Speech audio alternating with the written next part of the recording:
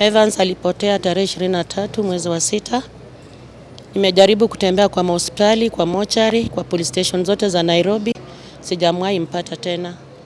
Naomba serikali kama kuna mahali amefichwa, naomba wamtoe, aregee nyumbani. Alipotelea tu Mathare ama town ama? Aliokotwa, alibebwa Ruai. Pikipiki yake ilipatikana Ruai police station, ikiwa alipigiwa simu na katoweka kaenda. Alikuwa mtu wa bodaboda.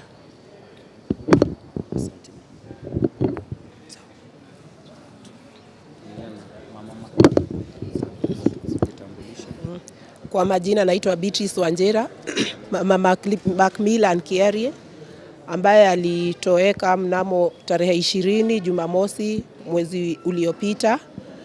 Mimi ni mkaaji wa Mathare, lakini Kiarie alitekwa nyara huko kijiji cha Kizito, Githurai. Alikuwa anakuja kwangu kwa sababu kazi zake ziko huku kwangu Mathare. Ni chairman wa football club inaitwa Shield Foundation.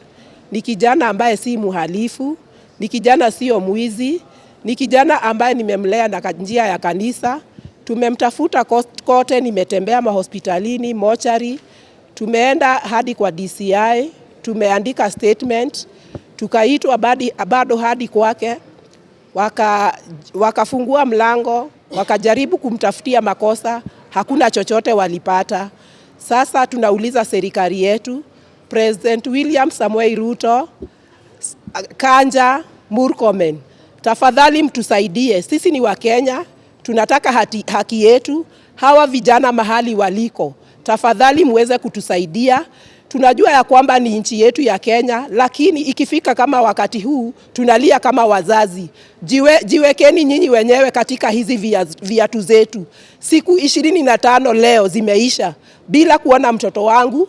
Wengine hapa tunatumia madawa za pressure. Jameni, mtuonee huruma, hawana hatia, na kama mliona hatia mngewapeleka kotini. Sisi tunajua kusamehe kwa sababu tunajua Mungu ni mweza yote. Mungu atawaonekania. Tafadhali popote vijana wetu waliko, hata kama sio polisi, hata kama ni kwa kichaka, leo hii tuonyeshani pali watoto wetu wako, tutashukuru. Hatutarudi hapa kotini tena. Tunajua ya kwamba Mungu ndio anajua kujaji. Sisi tutawasamehe. Tukipata watoto wetu, hatuna mambo mengi. Tumejaribu kuomba, tumeomba kabisa, na yote tunaachia Mungu. Pia nyinyi mliumbwa na Mungu, tafadhali tuleteeni watoto wetu. Tunajua wako hai, hawajakufa. Mungu atawasaidia muweze kurejesha watoto wetu, na Mungu atawabariki, na pia hayo makosa yote tutawasamehe na tutaweza kusahau. Tafadhali mtusaidie, na tunawaomba kwa hisani yetu, kuanzia leo tusilie tena. Tafadhali sikia ombi letu, kama sisi ni wananchi wa Kenya ambaye tulikuchagua na roho moja bila pingamizi.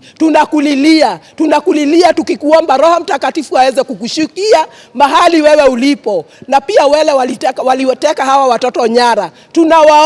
Tunawaomba kwa sababu mnatuona. Shetani mbaya tunamuomba aweze, tunamkemea katika jina la Yesu. Tunajua tumeteseka hizo siku zote. Mmoja alitekwa nyara tarehe 19, Kiarie wangu tarehe 20, huyu mwingine tarehe 23. Woi, hatujui wanakula nini, hatujui wanalala wapi. Sisi wenyewe tuko na mawazo, wao wenyewe wako na mawazo. Simu zao zilizimwa, hawajui waongee na nani. Tunajua wameomba ya kutosha, na pia nyinyi labda mmewahoji ya kutosha. Tafadhali serikali, tukianzia na President William Ruto, naomba Murkomen, watoto wetu mtume, watoto wetu,